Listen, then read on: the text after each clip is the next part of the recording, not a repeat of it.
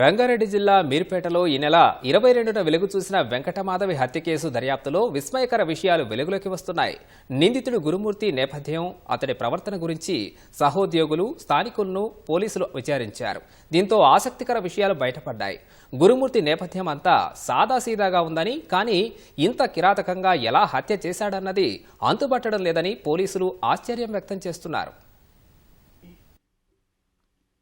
సంచలనం రేపిన మీర్పేట వివాహిత హత్య కేసులో నిందితుడు మృతురాలి భర్త గురుమూర్తి గురించి పోలీసులు లోతుగా దర్యాప్తు చేపట్టారు. తొలుత అదృశ్యం కింద నమోదైన కేసును అనంతరం హత్య కేసుగా మార్చిన పోలీసులు గురుమూర్తి నేర చరిత్ర, నేపథ్యం తెలుసుకునే ప్రయత్నం చేశారు. నిందితుడు డీఆర్డీఓలో కాంట్రాక్టు విధానంలో భద్రతా సిబ్బందిగా పనిచేస్తున్నట్లు తెలుసుకుని అక్కడికి వెళ్లారు.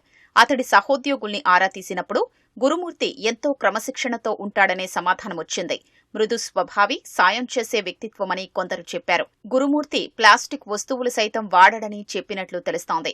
ఇరుగు పొరుగుతో ఎక్కువగా మాట్లాడేవాడు కాదని, ఉద్యోగానికి వెళ్లొచ్చినప్పుడు మినహా ఇతర సమయం తమకు కనిపించడన్నట్లు స్థానికులు చెప్పారు.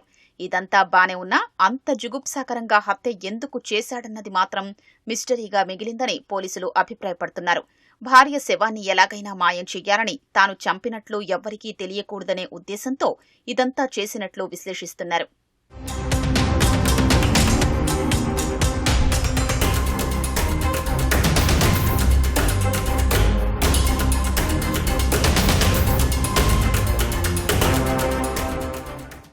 హత్య జరిగిన రోజున అంటే ఈ నెల 15వ తేదీ ఏం జరిగిందనే కోణంలో పోలీసులు నిందితుడు గురుమూర్తి నివాసముండే అపార్ట్మెంట్లోని ఇరుగు పొరుగు నుంచి కొన్ని వివరాలు సేకరించారు.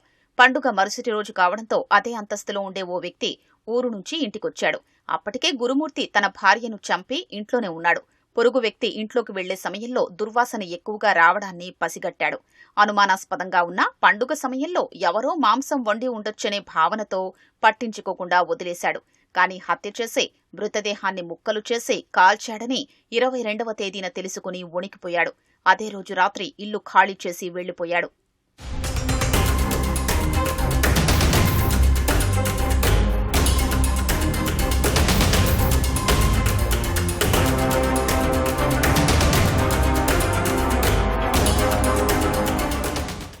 గురుమూర్తి G+2 భవనంలో 2వ అంతస్తులో అద్దెకుంటున్నాడు. అతడు భార్యను హత్య చేసినట్లు విషయం బయటకొచ్చిన తరువాత భవనంలో యజమాని మినహా మిగిలిన వారంతా ఖాళీ చేసి వెళ్లిపోయారు. యజమాని ప్రస్తుతం అందుబాటులో లేడు. దర్యాప్తులో భాగంగా కీలక ఆధారాలు సేకరించేందుకు ఇతర రాష్ట్రాలకు చెందిన ఫోరెన్సిక్ నిపుణులు సైతం ఇంటిని పరిశీలించారు.